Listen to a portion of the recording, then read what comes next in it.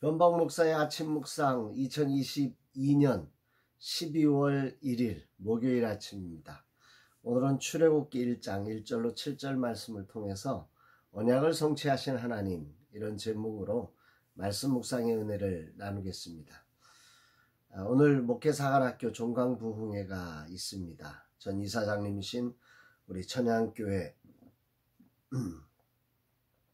담임 목사님이신 윤민영 목사님을 강사로 모시고 우리 천양교회에서 종강부흥회를 갖게 됩니다.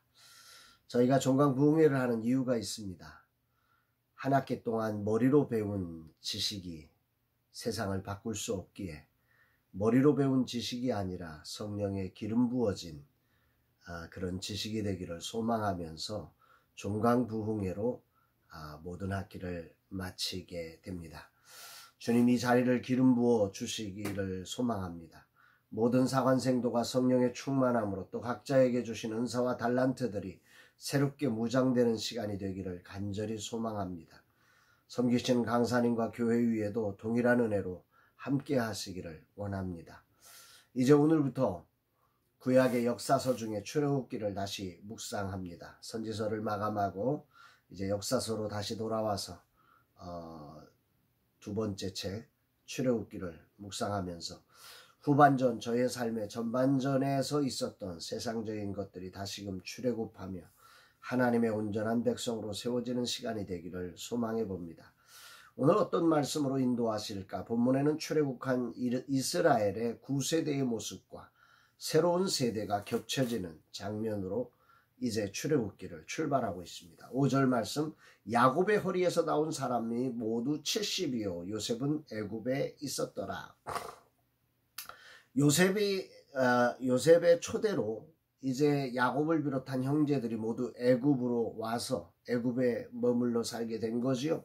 그 12지파의 총 숫자가 70명이 애굽에 머물게 되었다라고 이야기를 합니다.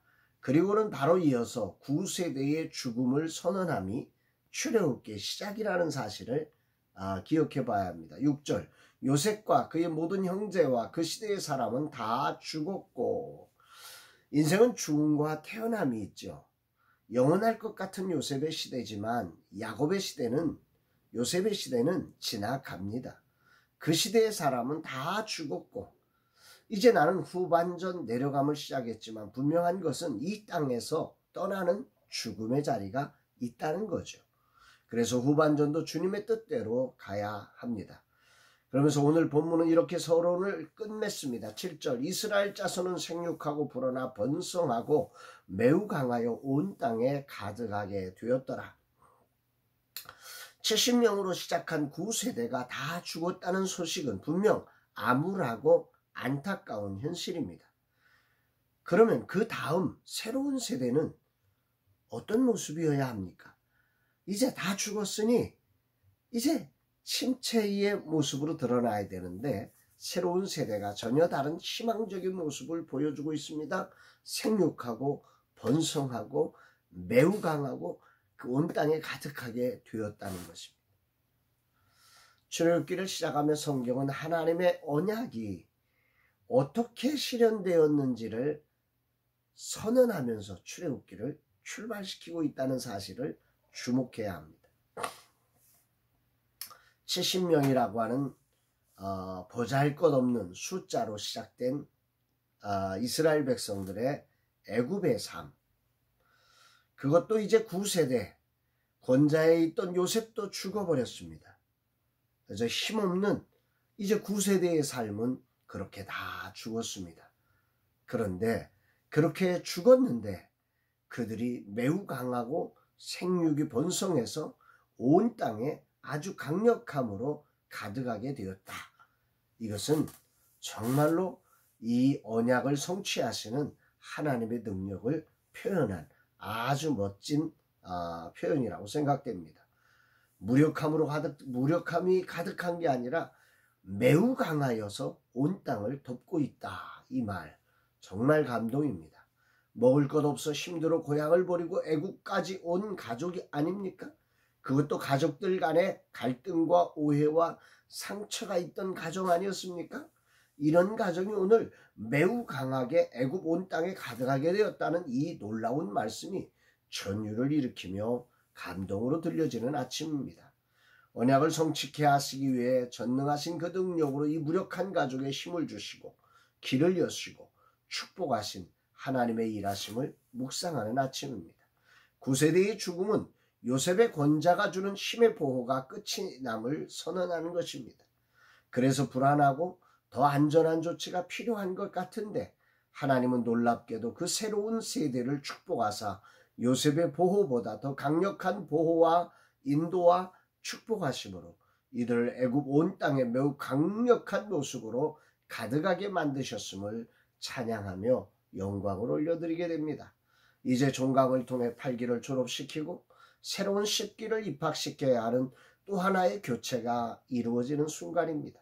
9세대와 신세대의 과정을 끊임없이 이루어지고 반복되어집니다. 중요한 것은 그것이 얼마나 화려하고 얼마나 안정한가가 아닙니다. 그것이 하나님의 언약 안에서 어떻게 이루어지고 있느냐가 중요한 것임을 보게 됩니다. 이스라엘의 교체는 분명 하나님의 언약의 축복 아래서 이루어졌기에 전능하신 하나님의 보호와 인도와 축복하심으로 매우 강하게 온 땅에 가득하게 되었습니다. 이 거룩한 언약의 축복을 믿은 요셉은 심지어 애굽을 탈출하게 될 날에 자신의 해골을 메고 올라가 달라고 맹세케 하십니다. 진짜 목사의 꿈을 간직하고 그 꿈을 향해 달려와서 2년이 지난 8기생 그리고 남은 1년을 남기고 있는 9기생들에게 이 언약의 축복이 부어지기를 간절히 기도합니다. 그저 자신의 힘으로만 몸부림치는 목사가 되지 않기를 기도합니다. 이곳에 보내신 하나님, 라마나에서 세우신 하나님의 언약의 축복을 기름 부음 받아 진짜 목사로 세워지는 시간이 되기를 축복합니다. 진실로 다음 세대를 이 악한 세대 가운데 믿음의 세대로 세워가는 위대한 부흥을 이루시기를 간절히 기도합니다.